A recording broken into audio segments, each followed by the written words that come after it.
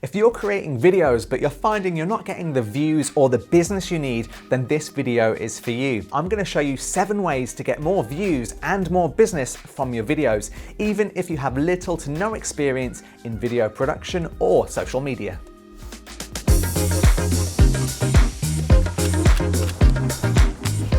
I'm Mark Brown here with Epidemic, and I want to share with you some of my top video strategies to help you if you're a small business or if you're running a small brand. All of these strategies have really helped grow my business and sell thousands of products online at Editor's Keys. So my first tip is to do research before you hit that record button. I see a lot of gurus out there saying just putting out tons of content, random content is the best strategy. And I think for a business, this isn't the best way. I mean, you know that Google is the #1 search engine in the world, but did you know that YouTube is #2? So YouTube at its core is a search engine. So what you want to do is create videos that people are searching for. So the first tool that I want to give you, which is really helpful, is a tool called Keywords Everywhere. You can download this and use this in your browser, and this will give you the search results for a term that you enter. Now, the first thing we're going to do here is we're going to go over to YouTube, and if you use the search bar, let's say you have a fitness brand, type in "how do I lose?" Now you'll see here, this brings up an auto-populated list of search results. Right? And this is exactly like Google. This is what people are actually searching for on YouTube. So this is a great place to start your research to think about the titles that you should be doing for your videos. Now, with that Keywords Everywhere plugin installed, you'll see that you get some extra detail. Here you can see next to the search results some details about the numbers of estimated searches per month on each title. So you can see here at the top, "How do I lose belly fat?" gets 2,400 searches a month. So that's a great place to start, right? But if you type in "how do I lose belly fat" and then press space, you'll get some extra search results. Now, these get a lot less searches, but it's much easier to rank for a search term with less competition. And if it's more targeted towards your users, then use that term. So tip 2 is, where should you upload your video? Now, don't upload your video in just one place like YouTube. Make sure you're uploading to your business's Facebook page, Instagram, LinkedIn, and Twitter, and IGTV. You see, a lot of people make this mistake of just uploading to one place and leaving out the rest. So you're missing out on all this potential attention that you could have from your customers. The second mistake I think a lot of people make is that they have a, say, Facebook business page, a Twitter business page, but they think that most of their sales are going to come from, for example, Instagram. So what they try and do is they get everyone who's on Facebook to go to see their videos or content on Instagram. And it's a really bad thing to do, because you're essentially getting to where people's attention is, and then you're asking them to leave that platform that they may know and love to go to a platform that they may not even use.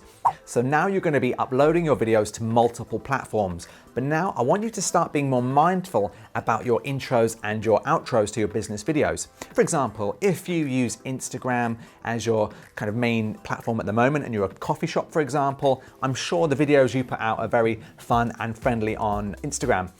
If we're going to use the same content for LinkedIn, consider creating a brand new intro that, instead of being sort of fun and friendly and aiming at everyone, think about the business person that is now on LinkedIn. You could say something like, "Are you struggling with Monday morning today? Check out these new Colombian beans that make the perfect espresso that will help you get through every meeting this week."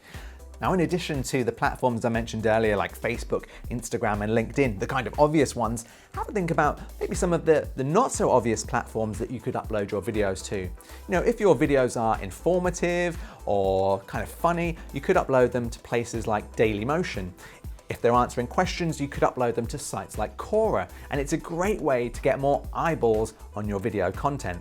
You also don't want to forget about IGTV, and the great thing about IGTV now is that you can upload in 16:9 and it will rotate the video. Before, it just had to be in a portrait mode. And what will happen now, you may have seen this before, but when you're scrolling through your feed, if an IGTV video comes up onto your feed, it will play to 60 seconds, and then if you watch beyond that, it will ask if you want to continue watching this video, and it will take you to IGTV. IGTV has been super successful for our business. It really gets you more attention, and we tend to get a lot of followers off it too. So make sure you check out IGTV. So tip 3 is tags and hashtags. If you're using YouTube, then you need to add tags to your videos. If you're using Twitter, Facebook, or Instagram, you need to use hashtags.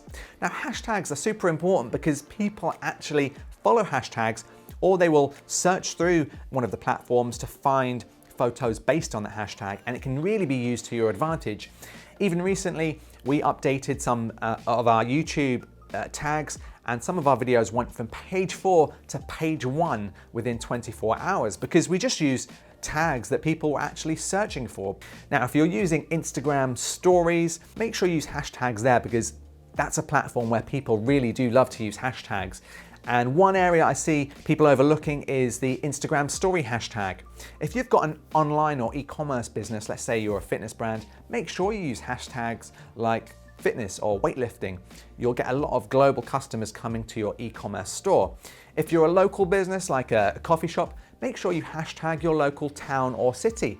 It will get you so many followers, it's unbelievable. We hashtag when we go to trade shows or events, and I can tell you, if we get say 200 views without using a hashtag, you can see if you hashtag, include the hashtag within an Instagram story, when you go through the analytics, you can see how many more viewers you got from including that hashtag, and that's people who've searched for that hashtag and come across your story. The other day we were in the IBC show in Amsterdam. We had 200 views from our own followers, and then we got another 240 views from people looking at the IBC hashtag. So it's super powerful. We get more views sometimes from the hashtag than we do from our own followers. Tip number 4 is use subtitles. Did you know that in 2018, 85% of people who watched videos on Facebook did so with the sound turned off? It's pretty amazing, right? So if you uploaded a video and you didn't have any subtitles, it's likely that your video was or is going to get skipped. So you can do this today. Go back through your old Facebook videos that you've uploaded and add subtitles. You might not know, but YouTube has a facility. If you go into the back end and you go to the subtitle section or transcribing section, it automatically does this for you, but it's a really good way of getting your subtitles done automatically. And you can also download them from YouTube and upload them to Facebook, which will save you a ton of time. But what about if you have a video which doesn't really have any voiceover to it? I still think it's worth putting the benefits of your offer or your business brand in the subtitles of your video. It will just grab people's attention as they scroll through. Maybe you've got a 30% off deal that runs today. Maybe you've got a new coffee recipe that's coming out in your coffee shop. Definitely consider using subtitles. So tip number 5 is improve your thumbnails. Now, if I'm honest, this is an area that I really overlooked for a long time. But improving your thumbnails can really get more eyeballs on your videos from today. You see, you've probably heard that saying, don't judge a book by its cover. But think about it, why do people say that? It's because a cover usually sells a book more than anything else. And that's true about your video thumbnails. If you've got a good title and a good thumbnail, people are going to click your video over maybe the result that's below them if it doesn't have a good thumbnail. Or maybe you're the video with a great title but a terrible thumbnail. Probably no one is going to click your videos. So again, this is something great that you can do today. You can go back through your YouTube archive of videos and see, could you update your videos? So what should you be changing first? Well, remember, you're dealing with humans and we're all emotive beings. So emotional photos work really well. So if you can get a happy face, if there's fear, if there's excitement in a photo, it's going to work really well compared to just showing, say, a computer which has no emotion at all. That's going to really help you grab the attention of your viewer. The second thing you want to look at is the amount of text. Now, I see loads of people adding tons of text, and I see some people just having no text at all. But really, I mean, imagine if you went into a bookstore and you saw a book cover and it had no text on it. How are you going to know what's there? I know you do have a title on the side usually, but sometimes with paid ads, you don't always get the title comes up. It just kind of rolls this ad. So make sure you're including between 2 to 5 words that tie in nicely with the title of your video, and that will work really, really well. And then make sure you're using a clear or bold font. I always imagine I'm going to be showing this video on the smallest smartphone possible. So when you design the thumbnail, have a look at it. Could you see it from a distance when it's very, very small on like the oldest iPhone possible? If you can read it still, then use it. If you can't, think about redesigning it.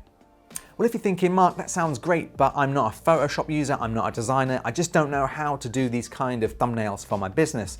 Well, a great tool that I use quite a lot is called canva.com. You can also get it for your iPhone or Android phone.